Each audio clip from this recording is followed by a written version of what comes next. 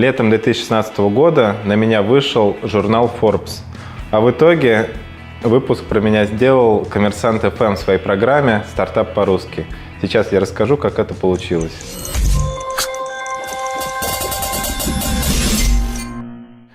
В июне 2016 года внезапно мне в личку в Фейсбуке написала Елена Краузова, журналистка журнала Forbes. Это было, в общем-то, неожиданностью для меня, ведь Forbes довольно крупное издание. Я никогда не стремился попасть в СМИ, в общем-то, не ставил такую цель. И выяснилось, что она пишет статью про новую компанию Vacuum Glow, основателем которой стал Вадим Гарнаев, бывший исполнительный директор с телеканала «Дождь». Он запустил огромную пиар-компанию по многим СМИ. Они тоже задумали выпускать ламповые часы, но пошли немножко по другому пути. Они решили сделать высокую маржинальность в 5-10 раз выше, чем у моих часов.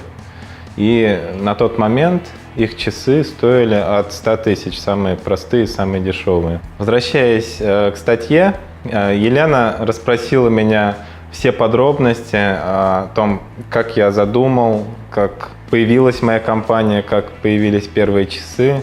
В общем, все подробности. И ей показалась моя история очень интересной.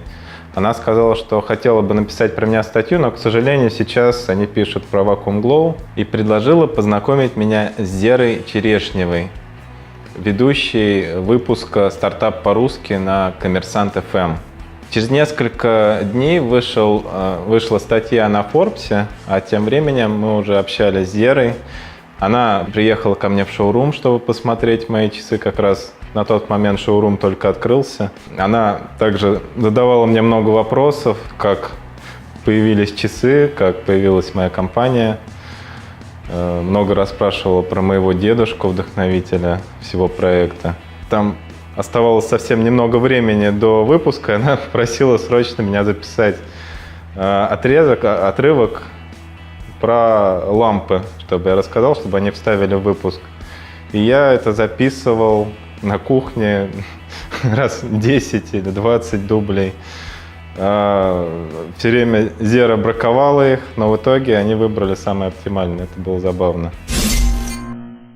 И вот 25 июля про меня и мои часы вышел выпуск на Коммерсант ФМ.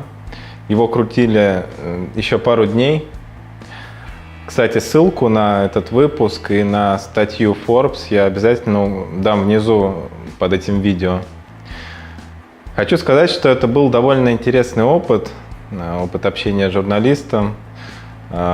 И в дальнейшем я им пользовался. И интересный факт, что каждый журналист подает всю информацию, которую ты ему рассказываешь, через призму своего восприятия и с точки зрения того, чтобы максимально интересно подать материал. И некоторые моменты, вот, например, про моего дедушку, мое детство, Зера довольно сильно приукрасила. Но в целом это было довольно интересно, и я вам еще обязательно расскажу, как я работал с другими СМИ. Я очень благодарен Елене Краузовой за то, что она меня познакомила с Зерой Черешневой, а Зере Черешневой за такой чудесный выпуск про меня и мою мастерскую. С тех пор про нас вышло еще несколько публикаций, в том числе в дизайнерских СМИ, в журнале Architectural Digest, Well Decoration, в журнале РБК, даже в китайском издании Good. И еще был Тинькофф журнал, пара YouTube-каналов. В будущем я планирую рассказать про то, как эти СМИ повлияли на нас, как они на нас вышли, и про свой опыт общения с этими СМИ. Пишите комментарии, лайкайте это видео, дружите с нами. До встречи на следующей неделе.